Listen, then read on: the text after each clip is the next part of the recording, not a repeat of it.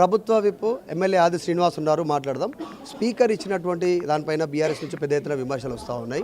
ఇది ఏకపక్షంగా తీసుకున్న నిష్పక్షపాతంగా తీసుకున్నటువంటి నిర్ణయం కాదు, ఆధారాలు ఉన్నాయి. గతంలో వాళ్ళు పార్టీ మారినట్టు వాళ్ళే వీడియోలో చెప్పారు. ఈ నిర్ణయం పైన వాళ్ళు హైకోర్టుకి వెళ్తామంటారు. 2 సంవత్సరాల నుంచి వాళ్ళ విమర్శలు చూసినాం.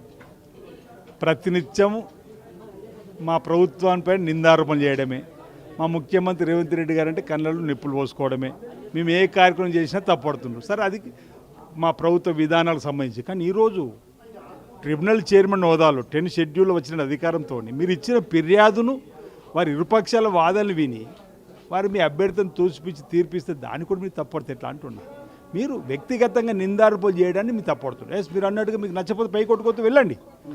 వారు ఏది ఇరుపక్షాల వాదాలు విన్న తర్వాత మెరిట్స్ ప్రకారం తీసుకున్న తీర్పును మీరు ఏకంగా ఇక్కడ తప్పటి విధంగా మాట్లాడాలని మీ తప్పడుతూ ఉన్నాం.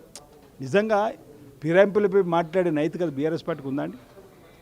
10 ఏళ్లల్లో 38 పైచిలకు మంది ఎమ్మెల్యేలు మీరు పార్టీ మార్చుకున్నారు. అంతేందుకు ఈరోజు మాట్లాడినటువంటి వివేకానంద గారు టీడీపీ నుంచి బీఆర్ఎస్కి వచ్చినాడు కదా. అంటే ఒక విషయం ముఖ్యంగా మా తలసాని శ్రీనివాసరావు గారు టీడీపీ అనుకుంటా, సబితమ్మ మా కాంగ్రెస్ పార్టీ నుంచి గెలిచిపోతే మీరు మంత్రులు చేసిర్రు అక్కడ.